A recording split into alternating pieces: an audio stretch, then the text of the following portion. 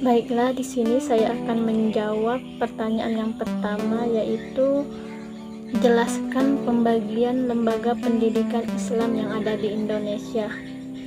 Berdasarkan dari Undang-Undang Nomor 23 Tahun 2003 tentang Sistem Pendidikan Nasional, yaitu pembagiannya ada 3. Yang pertama pendidikan formal, yang kedua pendidikan non formal, dan yang terakhir yaitu pendidikan informal. Pendidikan formal yaitu pendidikan yang berjenjang ataupun terstruktur, contohnya seperti pendidikan dasar yaitu ada SD, TK, MI. Terus yang kedua yaitu pendidikan menengah pertama seperti SMP, MTS, dan yang ketiga yaitu pendidikan menengah atas yang ada SMA, MA, SMK. Sedangkan yang terakhir itu ada pendidikan tinggi seperti perguruan tinggi, kampus, universitas. Terus yang kedua yaitu pendidikan non formal, yang mana pendidikan non formal itu jalur pendidikannya untuk mengganti, menambah, ataupun melengkapi pendidikan formal.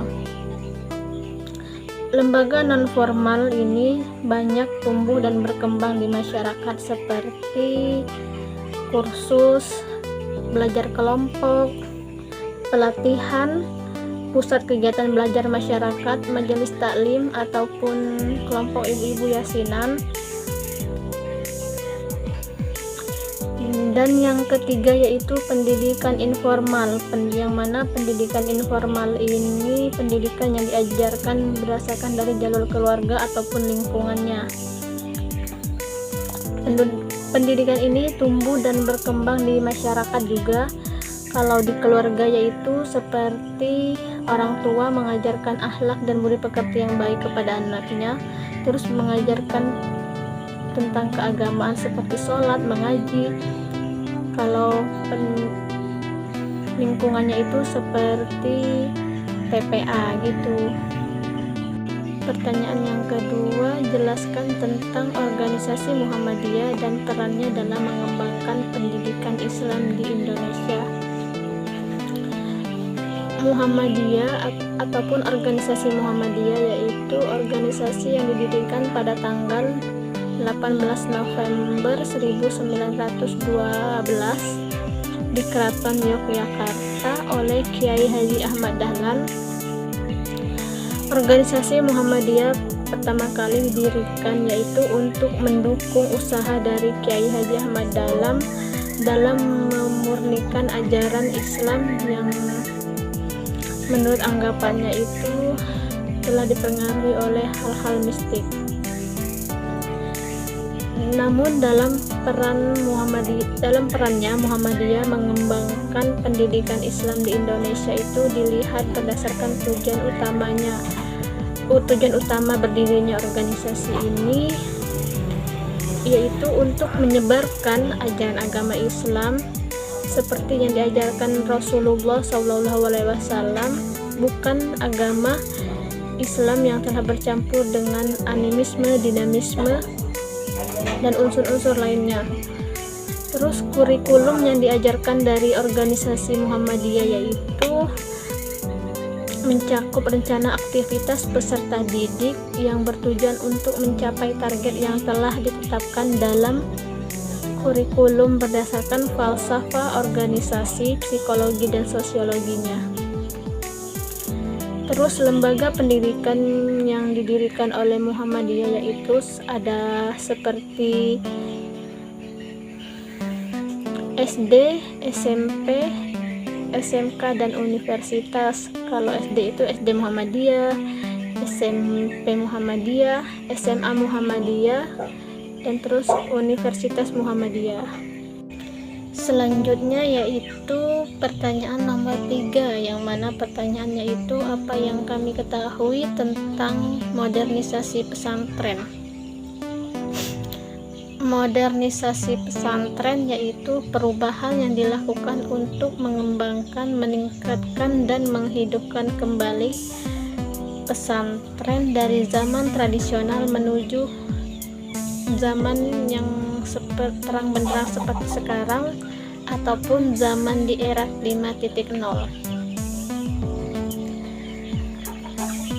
Terus modernisasi sistem dari pesantren, yaitu yang pertama dari sistem pendidikannya, dari cara mengajarnya yang mungkin ada ditambah lagi seperti pelajaran-pelajaran umum yang tadinya mungkin lebih ke pelajaran-pelajaran tradisional seperti sorogan dan wetonan, ataupun belajar kitab kuning, sekarang ditambah dengan pelajaran-pelajaran umum dengan mengembangkan kurikulum pendidikan pesantren dan memasukkan pelajarannya. Selanjutnya yaitu berimplikasi terhadap diversifikasi lembaga pendidikan pesantren, sistem perjenjangan, kepemimpinan, dan manajemen pendidikan di pesantren. Manajemennya itu seperti mengatur pendidikan ada di pesantren lebih ringkas lagi, lebih canggih lagi. Awalnya modernisasi pesantren ini berawal dari penjajahan Belanda, yaitu oleh kolonial pemerintahan Belanda. Dan keempat yaitu jelaskan tentang konsep pendidikan Islam pada Salafi, Jamaah Tabligh, dan juga Islam Jamaah.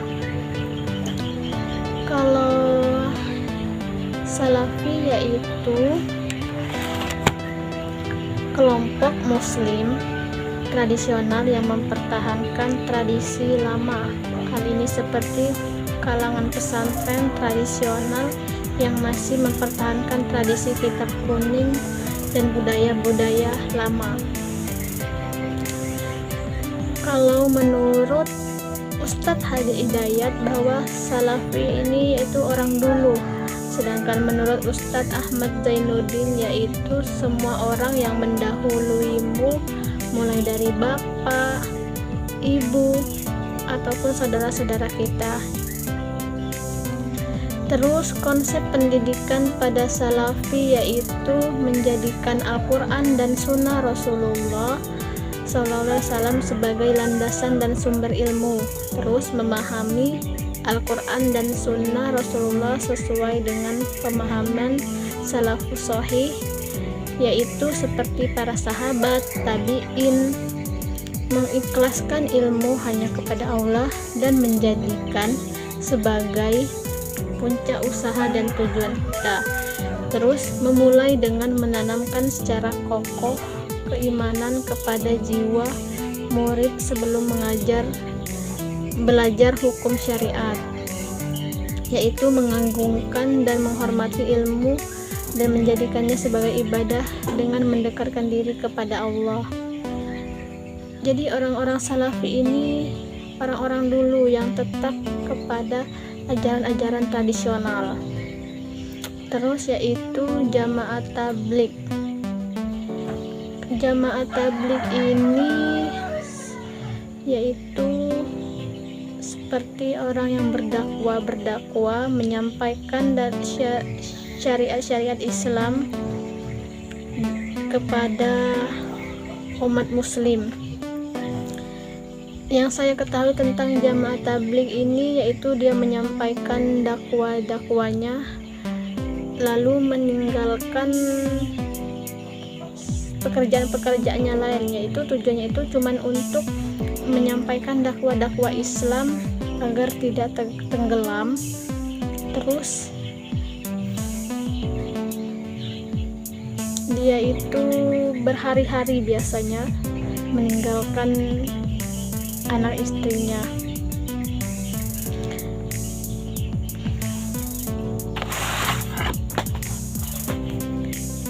Terus yang diajarkan di Jamaah Tabligh ataupun yang disampaikan kepada orang-orang muslim yaitu seperti dakwah ilallah, dakwah wa ta'lum, zikir wa al-ibadah, dan hikmah. Terus yang selanjutnya yaitu Islam Jamaah. Islam Jamaah ini mulai ada di Indonesia sekitar tahun 70-an karena ajarannya begitu sesat dan menyesatkan serta menimbulkan keresahan di masyarakat. Paham ini menganggap bahwa umat Islam yang tidak termasuk Islam Jamaah adalah termasuk 72 golongan yang pasti masuk neraka. Jadi kalau disimpulkan, Islam Jamaah ini yaitu orang yang menganggap dirinya itu yang paling benar menurut saya, karena dia yang bisa karena dia yang bisa mengatakan orang-orang itu bisa masuk neraka. Terus Islam Jamaah ini kayaknya lebih ke Al-Quran dan Sunnah Rasulullah saja, tidak terpengaruh, tidak bercampur dengan tradisi-tradisi ataupun budaya-budaya yang menyangkut tentang keagamaan. Pertanyaan dari terakhir, pertanyaan nomor 5, jelaskan dasar dilakukannya perubahan terhadap lembaga pendidikan tinggi Islam dan jelaskan dampak positif dan negatifnya dari perubahan tersebut. Dasar dilakukannya perubahannya itu yang pertama yaitu kita memerlukan pemikir yang mampu berpikir komprehensif, ilmu agama, memerlukan ilmu umum juga, terus meningkatkan harga diri sarjana dan mahasiswa, yaitu terus menghilangkan paham dikotomik antara ilmu agama dan ilmu umum, memenuhi harapan masyarakat Muslim dan memenuhi harapan umat Islam dengan memberi kedudukan yang lebih penting dalam lapangan pendidikan nasional. Perubahan ini yaitu untuk meningkatkan dan menambah fakultas ataupun prodi yang tadinya mungkin masih kurang, terus ditambah. Kalau dampak positif dan negatifnya yaitu pertama, dampak positif perubahan IAIN menjadi UIN akan memberikan peluang dan kesempatan bagi lulusan madrasah aliyah karena adanya perubahan jenis pendidikan pada lembaga tersebut. Terus yang kedua yaitu akan memberikan peluang dan kesempatan bagi sekolah menengah umum tingkat atas untuk belajar di UIN. Yang ketiga yaitu dengan keberadaan UIN di satu sisi merupakan wujud keagamaan pada elit Muslim mengambil kebijakan atas ketidaksesuaian IAIN dalam memasuki era globalisasi. Yang keempat yaitu dapat dilakukan apa yang disebut sebagai islamisasi, spiritualisasi, atau integritas ilmu pengetahuan umum. Yang kelima yaitu akan memberikan peluang kepada para lulusannya untuk dapat memasuki lapangan kerja yang lebih luas. Sedangkan dampak dari negatifnya yaitu dilihat secara epistemologis. Awal berdirinya IAIN ataupun STAIN pada dasarnya untuk mengembangkan kajian-kajian agama seperti kajian usuluddin, syariah, adab, dan tarbiyah. Terus yang kedua yaitu kehadiran UIN juga akan disambut sukacita oleh para lulusan SMA, khususnya bagi mereka yang tidak diterima di perguruan tinggi favorit. Terus yang ketiga yaitu UIN sebagai lebih banyak dalam mengembangkan ilmu-ilmu umum. Perubahan dari STAIN IAIN menuju UIN juga sebagai perguruan tinggi yang membina keilmuan multidisiplin akan menjadikan lembaga ini kehidupan yang lebih heterogen. Jadi andaikan perubahan dari STAIN UIN dari STAIN IAIN ke UIN, yaitu akan memberikan dampak positifnya lagi kepada kita, khususnya mahasiswa. Karena apa? Yang pertama yaitu untuk memperkenalkan kampus kita juga.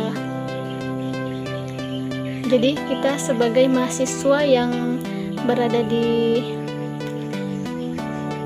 IAIN ini seharusnya bangga karena akan menuju ke UIN. Dan yang lebih menyeluruh lagi, program-program studi dan fakultasnya. Baiklah, terima kasih sudah menyaksikan dan menonton video saya kali ini. Semoga apa yang saya sampaikan ini bisa bermanfaat bagi kita semua. Sekian dari saya ucapkan terima kasih. Wassalamualaikum warahmatullahi wabarakatuh.